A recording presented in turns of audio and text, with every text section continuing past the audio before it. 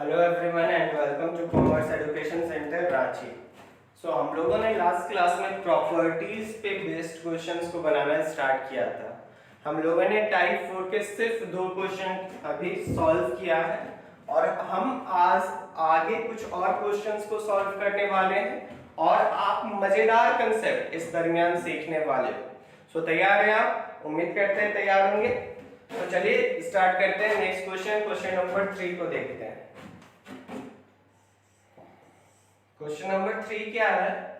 एक क्वेश्चन दिया हुआ 1 1 1 A B C A square minus B square minus C square minus A B. मैंने आपको बोला था कि आपको देखना है जब भी आपको 1 1 1 दिख जाए तो आप इजीली जो 2 जीरो ले आओगे। क्लियर है? तो अब आपको पहले देखना है कि 2 जीरो लाने से क्या कुछ फायदा होगा, क्योंकि यहाँ पे 1 माइनस 1 जीरो आ जाएगा, यहाँ पे a माइनस बी आ जाएगा और यहाँ पे क्या होगा ए स्क्वायर माइनस बी सी।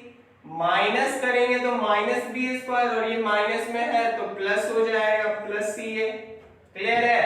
तो आपको सिंपलीफाई करके देखना है कि मेरे को कुछ प्रॉफिट है। प्रॉफिट तभी होगा जब आप जीरो के साथ क्या करना है, कुछ कॉमन आ जाए।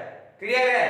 तो अगर कॉमन ना आ पाए और फिर मेरे को इतने टर्म के साथ मल्टीप्लाई करना पड़ा, इधर कुछ है सपोज करिए b माइनस सी और इधर भी कुछ है, तो b माइनस सी इंटू इतना टर्म, फिर a माइनस बी इंटू बड़ा वाला टर्म, तो बहुत लफड़ा होने वाला है। तो आपको एक बार करके देखना है कि क्या हम जो ऑपरेशन कर रहे हैं इससे मेरे को कुछ कॉमन भी आएगा। अगर कॉमन आएगा तभी हम उस कॉन्सेप्ट को अप्लाई करेंगे, माइनस करेंगे। अगर कॉमन ना आ पाए लेकिन जीरो आ जाए फिर भी कोई फायदा नहीं होने वाला, बहुत लंबा मल्टीप्लिकेशन करना पड़ेगा। तो एक बार देखते हैं, इधर a माइनस बी आ गया है तो किसी तरीके से अगर मेरे को a माइनस बी इस टर्म में भी आ जाए तो मेरा बात बन जाएगा। तो हम क्या कर सकते हैं, पूरे रो से a माइनस बी को कॉमन ले लेंगे। लेकिन कैसे आए, तो आप ध्यान से देखो, इसको हम अरेंज करके क्या लिख सकते हैं, A square minus B square plus A C minus B C. हमने सिर्फ अरेंज कर दिया, ये माइनस बी स्क्वायर को पहले लिखा plus A C minus B C. अब क्या आप मेरे को बताओ, ए स्क्वायर माइनस बी स्क्वायर को हम नहीं लिख सकते हैं, ए minus B into A plus B लिख सकते हैं। फिर मैं आपसे बोलूंगा कि आप क्या इस टर्म में कुछ कॉमन ले सकते हो, तो ध्यान से देखो सी कॉमन हम लोग ले सकते हैं, तो क्या बच जाएगा, यहाँ पे ए बचेगा और यहाँ पे माइनस बी।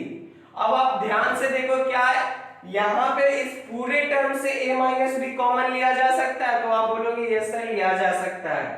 तो मैं बोलूंगा आप a माइनस बी पूरे टर्म से कॉमन ले लो, तो क्या बचेगा, ध्यान से देखिए इस टर्म में यहाँ पे 2 टर्म है, ये हो गया फर्स्ट टर्म, ये हो गया सेकेंड टर्म। पहले टर्म से हमने a माइनस बी को कॉमन लिया तो यहाँ पे क्या बच जाएगा, फर्स्ट टर्म में a प्लस बी बचेगा और सेकेंड टर्म से हमने अगर a माइनस बी कॉमन लिया तो सेकेंड टर्म में क्या बच जाएगा, c। तो हमारा सिंप्लीफाइड वर्जन क्या हो जाएगा, ये हमारा सिंप्लीफाइड वर्जन हो गया। क्लियर है?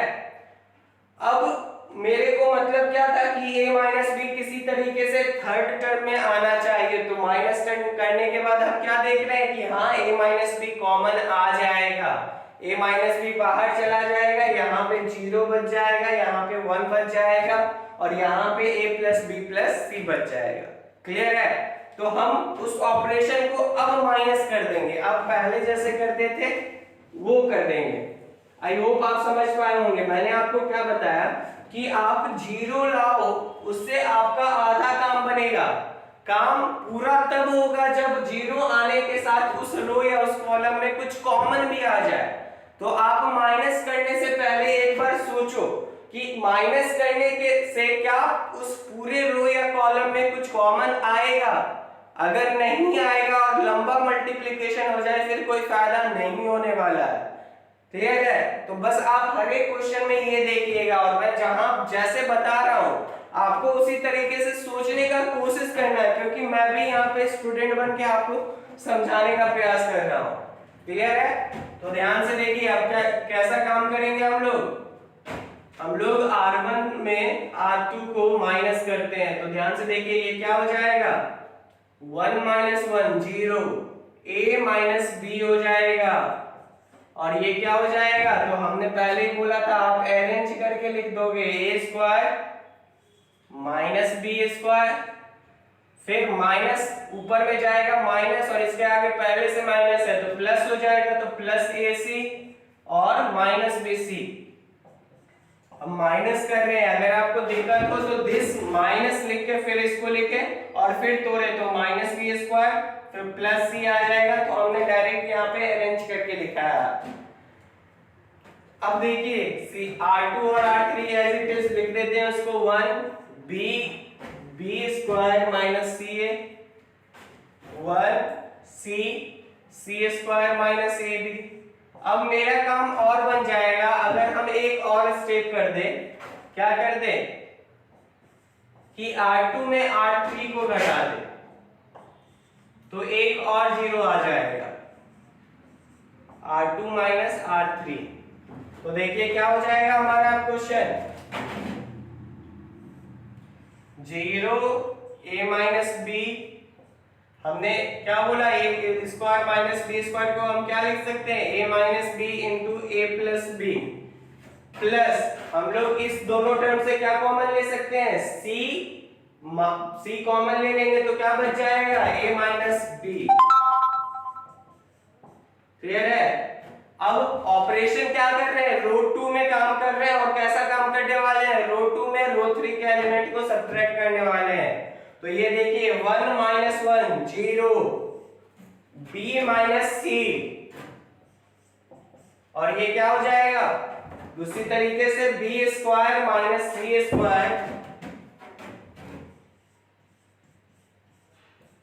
प्लस नीचे में जो माइनस में वो ऊपर जाएगा, माइनस आगे रहेगा तो प्लस हो जाएगा, तो plus ab minus ca 1 c² minus ab।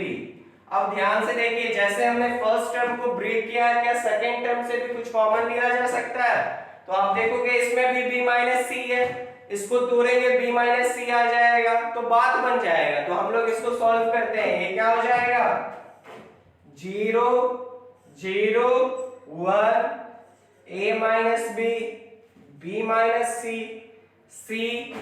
अब ध्यान से देखिए क्या हम लोग यहाँ पे पूरे से a माइनस b कॉमन नहीं ले सकते, यहाँ पे दो टर्म है, ये हो गया पहला टर्म, ये हो गया दूसरा टर्म।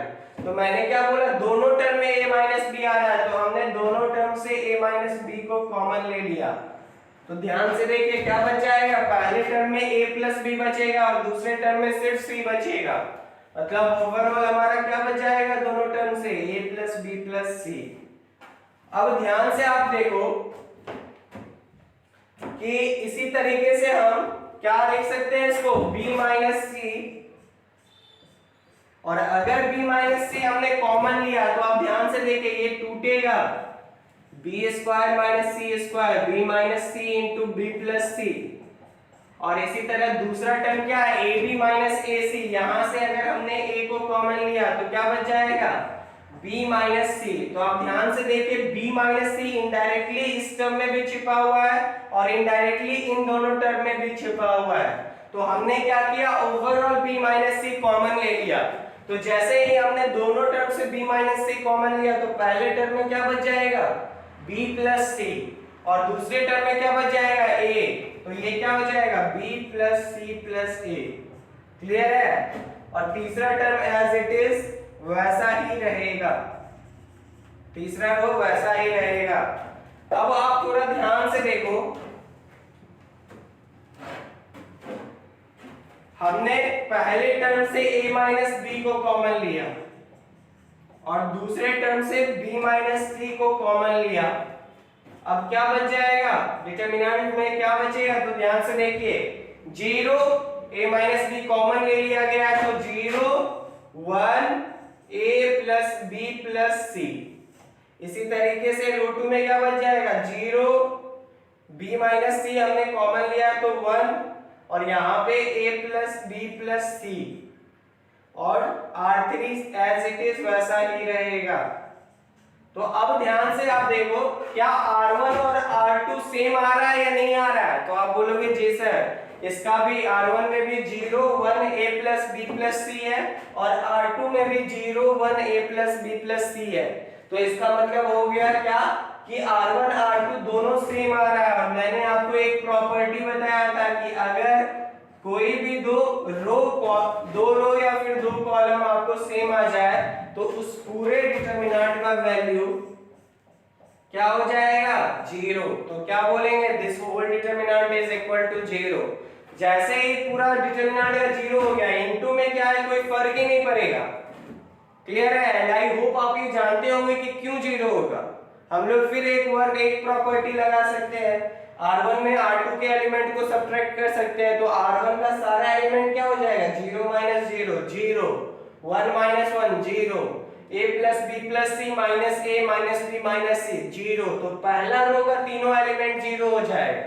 और जैसे ही किसी रो का एलिमेंट 0 हो गया तो डिटरमिनेंट निकालते टाइम 0 इंटू समथिंग 0, फिर माइनस 0 इंटू समथिंग 0, फिर प्लस 0 इंटू समथिंग 0, तीनों को ऐड करेंगे 0 ही आएगा। क्लियर है? तो ये मैंने आपको प्रॉपर्टीज में बताया था एंड आई होप आप समझ पाए होंगे। तो ये क्वेश्चन एक मजेदार था, आप अच्छे से समझ के इसको बनाएंगे। और अगर आपको कोई भी डाउट हो, मैंने बार बार आपको बोला है, आपको क्वेश्चन को पूछ लेना है, डाउट अपने माइंड में नहीं रखना है।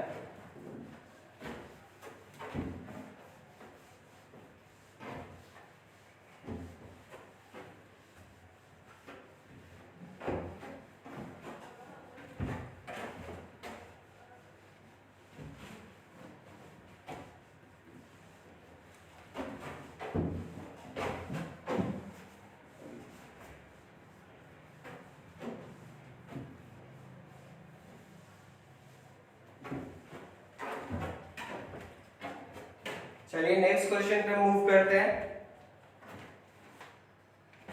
ये था क्वेश्चन नंबर 3। क्वेश्चन नंबर 4 को देखते हैं।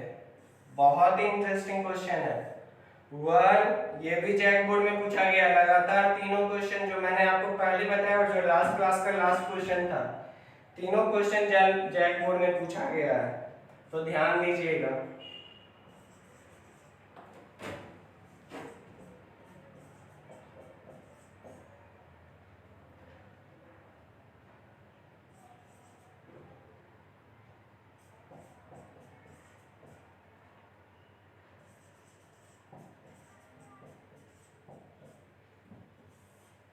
चलिए, तो आप बोलिएगा सर आपने बोला था कि अगर किसी भी एक कॉलम का या किसी भी एक रो का तीनों एलिमेंट 1 हो जाए फिर मेरा काम बन जाएगा। हम लोगों को 0 ले आना है माइनस करके। अब लेकिन आप थोड़ा सा देखो, मैंने आपको जो बोला था, हम लोग क्या करते हैं, रो 1 में रो 2 को सब्ट्रैक्ट करते हैं, तो 1 माइनस 1 0, BC माइनस CA, और ये क्या हो जाएगा, BC into A plus B minus C plus A। जैसे ही हम लोग क्या करेंगे, R1 में R2 के एलिमेंट को घटाएंगे। अब आपको ये समझना है आपको प्रॉफिट हो पा रहा है या नहीं। क्लियर है? तो आप ध्यान से देखो, आप 0 इसको लिखोगे, इसको हम लोग क्या लिखेंगे, यहां से C अगर कॉमन ले ले तो B माइनस A। तो मेरा काम तभी बन पाएगा जब या तो इससे B माइनस A कॉमन आ जाए या फिर C कॉमन आ जाए। मतलब ये दोनों टर्म किसी तरीके से यहाँ पे आना चाहिए। तो कैसे ला सकते हैं वो सोचिए आप थोड़ा सा। यहाँ पे A प्लस बी है, यहाँ पे AC है, मतलब थोड़ा सा मुश्किल हो जाएगा, लेंदी हो जाएगा लाने का। किसी तरीके से हम ले आएंगे मल्टीप्लाई करके, फिर लाइक टर्म में किसी तरीके से ले आएंगे, मतलब मुश्किल होगा।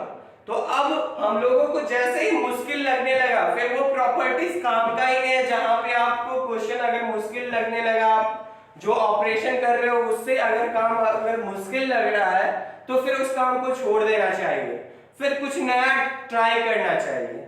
अब देखिए हम लोग यहाँ पे नया कुछ ट्राई करने वाले हैं, नया कुछ सीखने वाले हैं। क्या सीखने वाले हैं, बहुत ही ध्यान से समझना है। ध्यान से देखिए, आप ध्यान से देखो, इसका तीनों पहला कॉलम का। अब आप ध्यान से समझो, अगर यहां पे क्या है, BC है, और यहां पे क्या है, CA है, और यहां क्या है, AB, मतलब यहां पे A मिसिंग है, यहां पे B मिसिंग है, और यहां पे C मिसिंग है।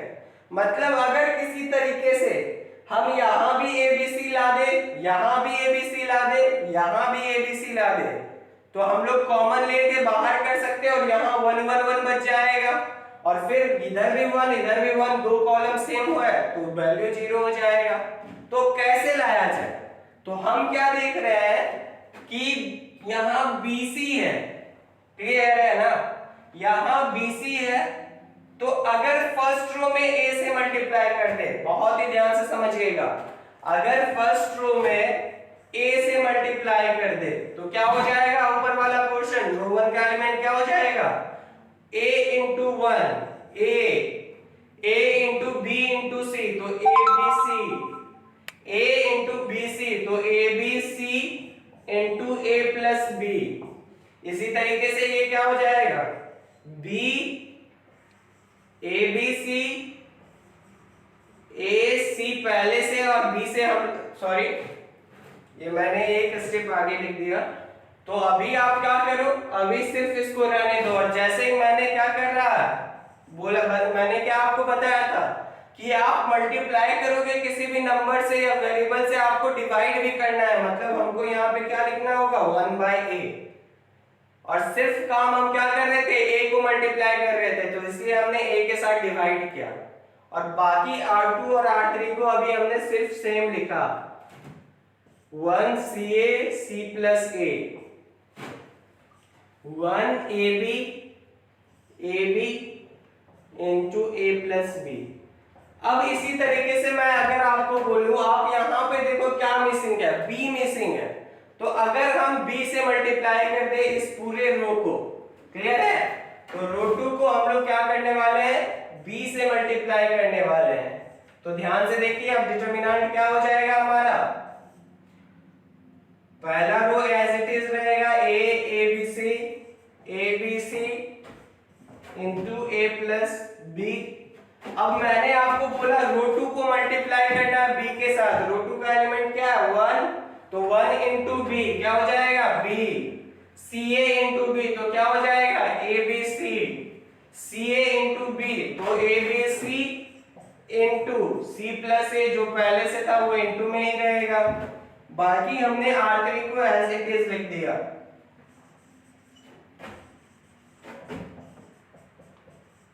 अब आप देखो थोड़ा सा ध्यान से, यहां पे क्या मिसिंग है, C, तो हमने अगला स्टेप क्या किया, R3 में C से साथ मल्टीप्लाई कर दिया, तो क्या हो जाएगा, और आप ध्यान से देखो 1/a यहाँ पे है, तो इस डिटरमिनेंट में 1/a तो होगा ही होगा, और हम क्योंकि b के साथ मल्टीप्लाई कर रहे हैं तो अब डिवाइड में क्या आ जाएगा, 1/a इंटू b, क्लियर है। तो जैसे मल्टीप्लाई करना उसी तरीके से आपको डिवाइड भी करना है। यहाँ पे हम R3 को C के साथ मल्टीप्लाई कर रहे हैं, तो अब डिवाइड में AB तो पहले से था ही था, अब C को भी लिख देना है। तो देखिए हमने C को लिखा, और बाकी जो दो रो था एज इट इज हमने लिखा ABC into A plus B, B ABC into C plus A। अब देखिए क्या कर रहे हैं, C के साथ R3 के एलिमेंट को मल्टीप्लाई कर रहे हैं, तो क्या हो जाएगा, 1 into C AB into C तो क्या हो जाएगा, ABC AB इंटू C तो ABC into A plus B, clear है। तो ध्यान से देखिए, ये हमारा कुछ ऐसा फॉर्म आ गया डिटरमिनेंट का। अब आप देख क्या सकते हो, थोड़ा सा ध्यान दो, ABC C2 में ABC कॉमन आ गया है, तो हम लोग क्या करेंगे, ABC को कॉमन ले लेते हैं C2 में, और पहले से डिवाइड में ABC था तो हमने पहले से ABC लिख दिया है। अब क्या हो जाएगा, ध्यान से देखो, ABC 1 1 1 ABC into A plus B into C plus A और A B C into A plus B. अब आप थोड़ा ध्यान से देखो, क्या हम R3 में भी ABC को कॉमन नहीं ले सकते? क्योंकि R3 में बोला, C3 में क्या हम ABC को कॉमन नहीं ले सकते? क्योंकि यहाँ भी ABC है, यहाँ भी ABC है और यहाँ भी ABC है। तो आप बोलोगे ले सकते हो, कोई पंगा नहीं है। तो हमने क्या किया, C3 से ABC को कॉमन ले लिया। तो ध्यान से देखिए, ये ABC तो कट गया। अब बाहर में एक ABC और आ गया है और अंदर में कॉमन लेने के बाद क्या बच जाएगा, ये दोनों कॉलम वैसा ही रहेगा। तो हमने दोनों कॉलम को लिखा A B C 1 1 1 और अब इस कॉलम से हमने ABC को कॉमन लिया है। तो ध्यान से देखिए, यहाँ का पहला एलिमेंट क्या हो जाएगा, A plus B, C plus A और A प्लस B। तो थोड़ा सा लंबा हो रहा है लेकिन आपको करना पड़ेगा, कोई ऑप्शन नहीं है आपके पास। तो मैं आपको ऊपर वाला क्वेश्चन मिटा रहा हूं।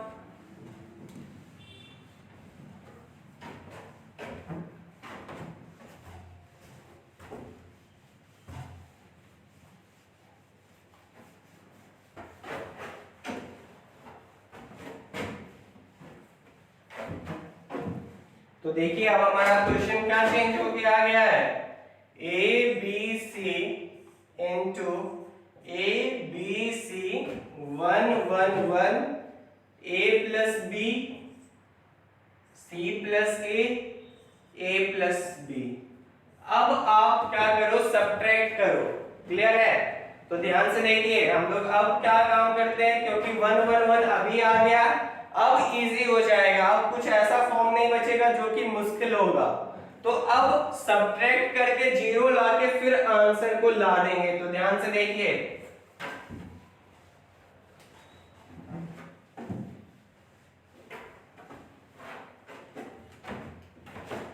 हम लोग क्या करते हैं, R1 में R2 के एलिमेंट को सब्ट्रैक्ट कर देते हैं। तो ध्यान से देखिए, R1 में R2 के एलिमेंट को सब्ट्रैक्ट किया हमने, तो क्या बच गया, A B C A minus B 0 A plus B minus C minus A। बाकी R2 और R3 के एलिमेंट एज इट इज हमने लिख दिया।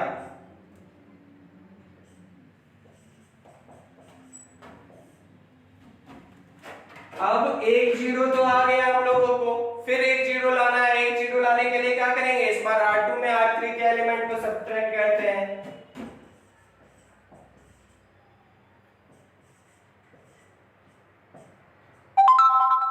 तो ध्यान से देखिए, क्या हो जाएगा, ये A माइनस B 0 और यहाँ पे A और A कैंसिल हो जाएगा। तो क्या बच जाएगा हम लोगों को, B माइनस C। क्लियर है?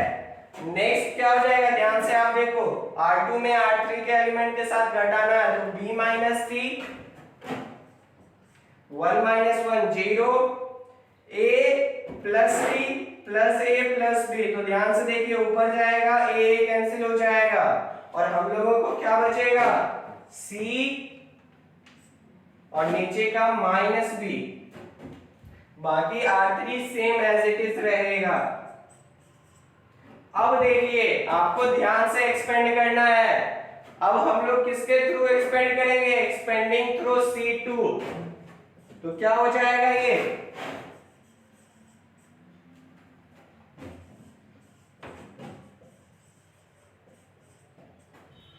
ABC बाहर में पहले से है और C2 का आप देखिए दो एलिमेंट जीरो आ गया है, तो इसको छोड़ देना है, तीसरे को लिखना है 1।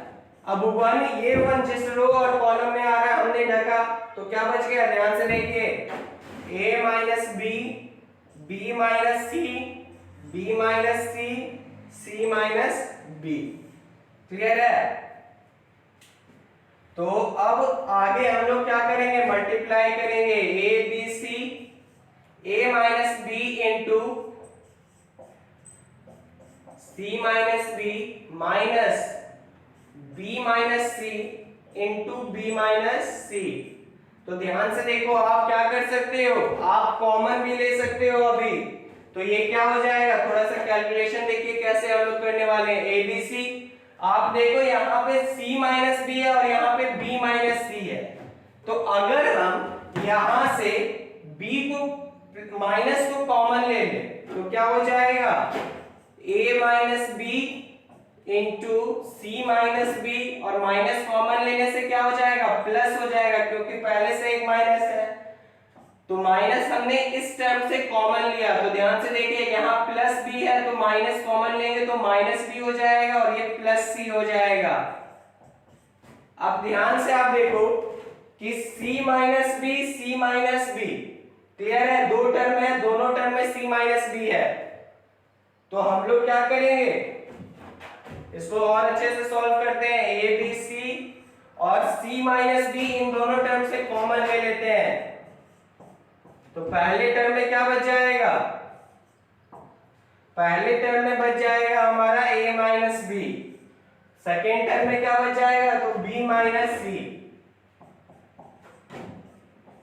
तो ध्यान से देखिए b भी कैंसिल हो गया, क्या बच गया, a माइनस सी। तो हमारा आंसर क्या हो जाएगा, a b c into c minus B into a minus C. तो अभी इनिशियली हो सकता है आपको कैलकुलेशन समझ में ना आए, बट आपको एक बार खुद से करना है सारा कैलकुलेशन। ध्यान से देखिए, हमने क्या किया, पहले यहाँ पे हमने देखा c माइनस बी है, और अगर हमने सोचा कि यहाँ से भी माइनस कॉमन ले लिया जाए तो ये क्या हो जाएगा, तो ये c यहाँ से मतलब कॉमन आ जाएगा दोनों टर्म में c माइनस बी। तो हमने माइनस को कॉमन ले लिया, ये भी b माइनस सी हो गया, और फिर हमने फाइनल में क्या किया, c माइनस बी हमने कॉमन लिया। तो ध्यान से देखिए हमारा क्या बच गया, यहाँ पे a माइनस बी बच गया और यहाँ पे प्लस b माइनस सी बच गया। तो हमने इसको लिखा और सॉल्व किया, हमारा फाइनल आंसर ये आ गया। क्लियर है। तो आप देखे होंगे कितना आपको दिमाग के साथ खेलना होता है। This is like a puzzle, आपको दिमाग लगाते होना होगा, लगाते रहना होगा जब तक कि क्वेश्चन आपका सॉल्व ना हो पाए। इवन आपको आंसर भी लाते टाइम आपको थोड़ा सा माइंड को ऑपरेट करना पड़ सकता है। तो आपको हौच पौच नहीं होना है कि अरे सर क्या हो गया, ये क्या हो गया। आपको दो बार एटलीस्ट सारे क्वेश्चंस को प्रॉपर्टी से रिलेटेड बनाना है, और बाद में जब हमारा पूरे इंटायर सिलेबस खत्म हो जाएगा फिर हम लोग एक बेस पेपर या किसी भी question set paper last 10 year का बना लेंगे। तो सारा डिटरमिनेंट का क्वेश्चन एग्जाम में जो भी आना होगा सारा सॉल्व हो जाएगा।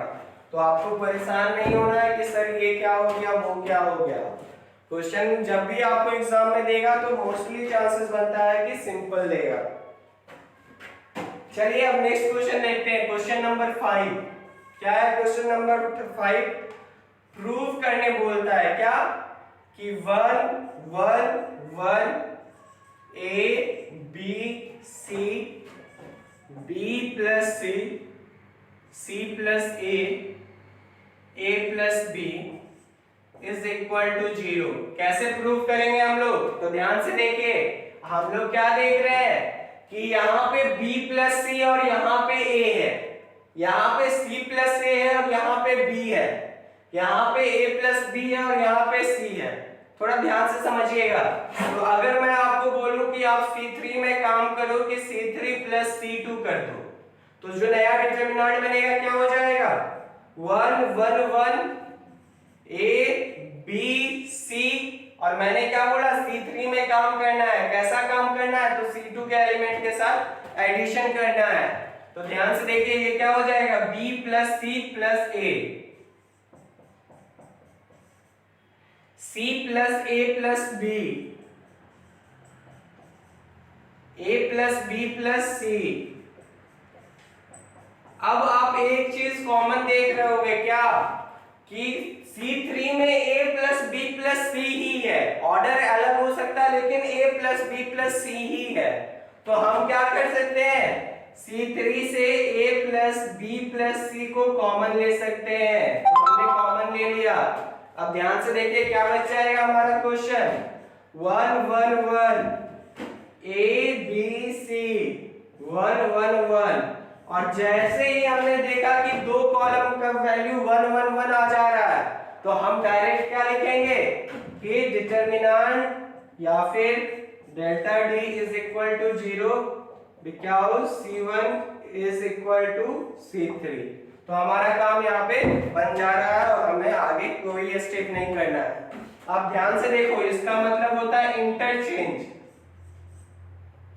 मतलब हुआ इसका कि C3 के प्लेस पे C1 को लिखना है और C1 के प्लेस पे C3 को, और इसका मतलब होता है इक्वल टू। तो शायद मैंने लास्ट क्लास में ऑपरेशन करने के दरमियान ये साइन दे दिया था, तो आपको थोड़ा सा याद रखना है कि हम लोगों को वहां पे ये देना था। एक बार मिला लेंगे कि हमने जब प्रूफ किया था कि दोनों रो इक्वल हो गया, तो वहां पे हमने कौन सा साइन दिया था, इंटरचेंज वाला दिया था या इक्वल टू वाला दिया था।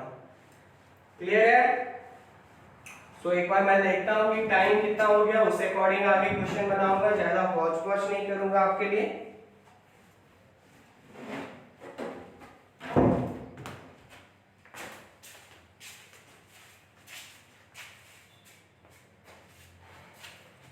सो 31 मिनट हुआ है, हम लोग 9 मिनट और एटलीस्ट 40 मिनट तक करते हैं, 2-3 क्वेश्चन शायद बन जाए कम से कम।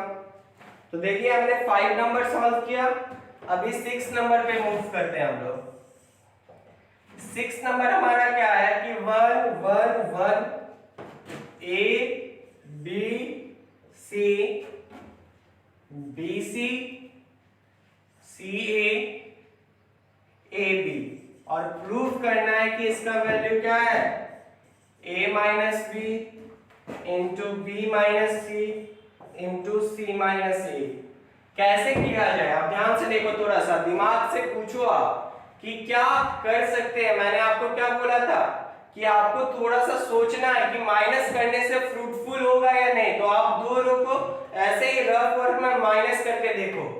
R1 में सपोज करिए हम R2 को माइनस करते हैं, तो क्या हो जाएगा R1 का element 1 minus 1 0 A minus B, और ये क्या हो जाएगा BC माइनस CA। अब ध्यान से देखना क्या A माइनस बी कुछ कॉमन आ सकता है, तो आप ध्यान से देखो, यहां से हम लोग C कॉमन ले सकते हैं, तो क्या बच जाएगा B माइनस सी।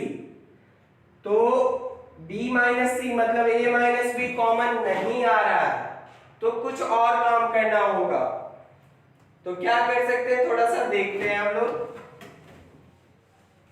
फिर से हम वो काम कर सकते हैं कि ABC के से मल्टीप्लाई कर दें, लेकिन उससे कुछ फायदा होने वाला नहीं है। A square B square C square, चलिए एक बार करके देखते हैं, मल्टीप्लाई करके देखते हैं कि कुछ हो पाएगा या नहीं। तो हम लोग क्या करते हैं, रो 1 में ध्यान से देखिए BC है A नहीं है, तो हमने रो 1 को A से मल्टीप्लाई कर दिया। तो जैसे ही हमने मल्टीप्लाई किया, बाहर में हमको डिवाइड वाला भी लगाना है, तो 1 बाय A हमने डिवाइड कर दिया। क्या हो जाएगा ये 1 1 1 A B C A B C C A A B। Next क्या करते हैं हम, इसी तरीके से रो 2 में मल्टीप्लाई कर देते हैं B से। तो अब क्या हो जाएगा 1 बाय ए बी इंटू, ध्यान से देखिए 1 A B C 1 into B. ये थोड़ा सा ध्यान दीजिए आप, ये हम लोग मिस्टेक कर रहे हैं, a इंटू 1 ए होगा, इसी तरीके से b इंटू 1 ये a स्क्वायर हो जाएगा। क्लियर है? ये क्या हो जाएगा b square A B C, बाकी बात R3 सेम लिख देंगे।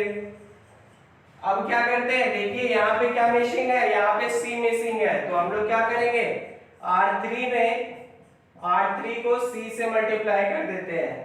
तो अब क्या हो जाएगा 1 बाय ए बी सी, बाकी बात ध्यान से देखना है, दो रो सेम रहेगा, पहला रो दूसरा रो को हम एज इट इज लिख देते हैं A square A B C B square A B C C square A B C.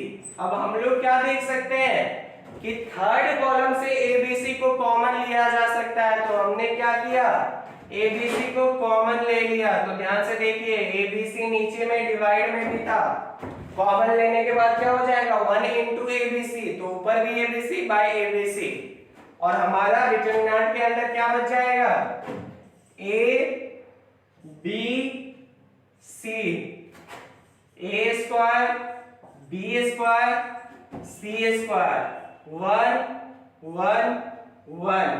अब देखिए अब क्या कुछ इजी हम लोगों के लिए हो सकता है, अब माइनस करके आप देखो तो ऊपर में क्या हो जाएगा a minus B, A square minus B square. तो अब हम लोग क्या करेंगे, अब माइनस करेंगे तो क्या फायदा होगा, आप तुरंत देखोगे कि रो 1 में r1 माइनस r2, तो देखिए क्या हो जाएगा a minus B, A square minus B square, जिसको हम क्या लिख सकते हैं a minus B into A plus B, 1 minus 1 0। तो अब आप क्या देख सकते हो कि a माइनस बी कॉमन आ जाएगा, तो मेरे को प्रूफ में भी क्या था a माइनस बी था, तो मतलब एक टर्म मेरा कॉमन आ गया। इसी तरह से आपको क्या करना है r2 में r3 को सब्ट्रैक्ट करना है, तो b माइनस सी कॉमन आ जाएगा, देखिए b माइनस सी कॉमन आ गया है। अब आपका लास्ट क्वेश्चन जो बचेगा वो सॉल्व करिएगा तो आपको लास्ट क्वेश्चन आ जाएगा। तो अब आपको क्या करना है, ये क्वेश्चन आपका रेंट वर्क में रहा, आपको घर जाके इसको बनाना है और ये वैल्यू लाना है। मैंने इनडायरेक्टली आपको सारा चीज बता दिया कि आप कैसे ला सकते हो। सो आप एक बार कोशिश करेंगे, अगर नहीं बनेगा तो फिर क्वेश्चन हम लोग नेक्स्ट क्लास में डिस्कस करेंगे या आप मेरे को मैसेज करके पूछ सकते हो। सो आज क्लास को यहीं तक छोड़ते हैं, फिर हम लोग नेक्स्ट क्लास में मिलेंगे कुछ नए कंसेप्ट के साथ, अच्छे कंसेप्ट के साथ। तब तक अच्छे से रहिए, घर में रहिए, स्वस्थ रहिए और हम लोग मिलते हैं आगे। तो चलिए ध्यान रखिए अपना।